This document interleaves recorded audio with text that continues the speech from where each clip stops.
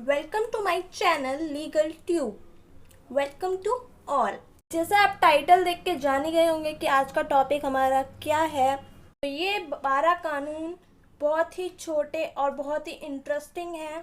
इसे सिर्फ एक लॉ स्टूडेंट और लॉ फील्ड में काम करने वाले लोगों को ही नहीं पता होना चाहिए, बल्कि इसे इंडिया के सभी लोगों को इसकी जानकारी होना बहुत ज़रूरी है। और ये हमारे डेली लाइफ में भी बहुत ही यूज़फुल लॉज हैं। तो इस वीडियो को पूरा देखिए ताकि आपको इन 12 लॉज के बारे में पता चल सके। आई होप आपको ये वीडियो पसंद आए।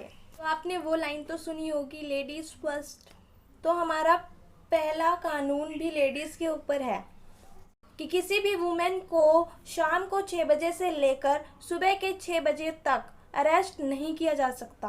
पीसी के सेक्शन 46 में डिफाइन है। दूसरा लॉ ये है, अगर कोई पुलिस ऑफिसर एफआईआर लिखने से मना कर दे तो उसे 6 मंथ से लेकर 1 ईयर तक की सजा हो सकती है। Provision Indian penal code 166A में डिफाइन है। हमारा थर्ड लॉ यह है कि कोई भी होटल, चाहे वो 5 स्टार ही क्यों ना हो, वहाँ पर जो पोर्टेबल पानी मिलता है, मतलब जो ग्लास में पानी मिलता है, उस पानी को पीने से मना नहीं कर सकता और वहाँ के वॉशरूम यूज़ करने से मना नहीं कर सकता, चाहे वो 5 स्टार ही क्यों ना हो। प्रोविजन हमें इंडियन सर्विस एक्ट 1888 में डिफाइन है।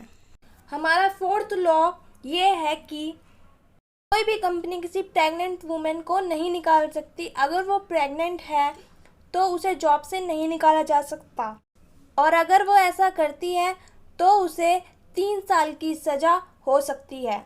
ये कानून हमें मैटरनिटी बेनिफिट एक्ट 1961 में डिफाइन है। हमारा पांचवा लॉ ये है कि यदि आप टैक्स का वायलेशन करते हैं तो किसी भी टैक्स ऑफिसर को यह पावर है कि वो आपको अरेस्ट कर सकता है, पर अरेस्ट करने से पहले वो आपको एक नोटिस अवश्य देगा।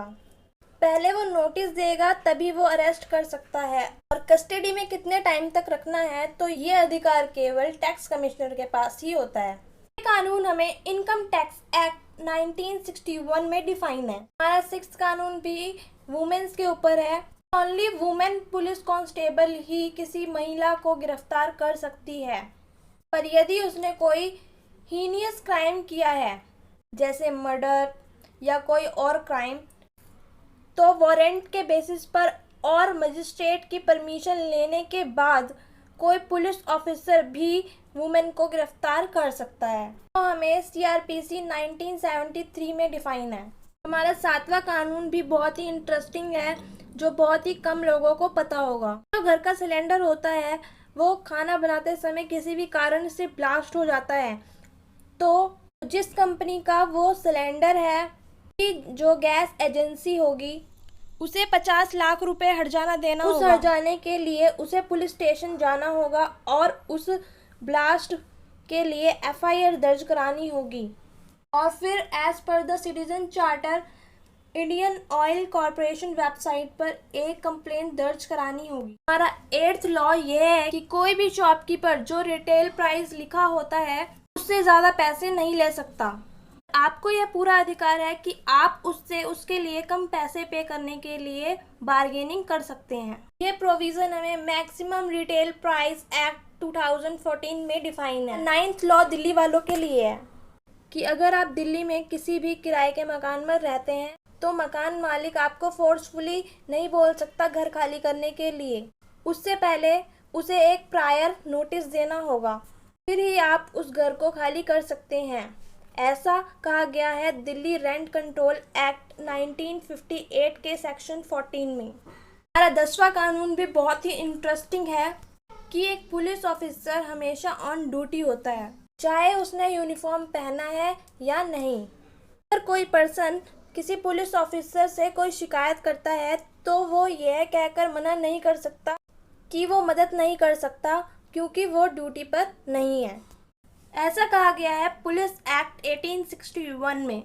हमारा 11वां कानून यह है कि ड्राइविंग करते समय आपके 100 ml ब्लड में अल्कोहल का लेवल 30 mg से ज़्यादा है तो पुलिस आपको बिना वारंट के अरेस्ट कर सकती है। प्रोविजन मोटर व्हीकल एक्ट 1988 के सेक्शन 185 और 202 में डिफाइन है।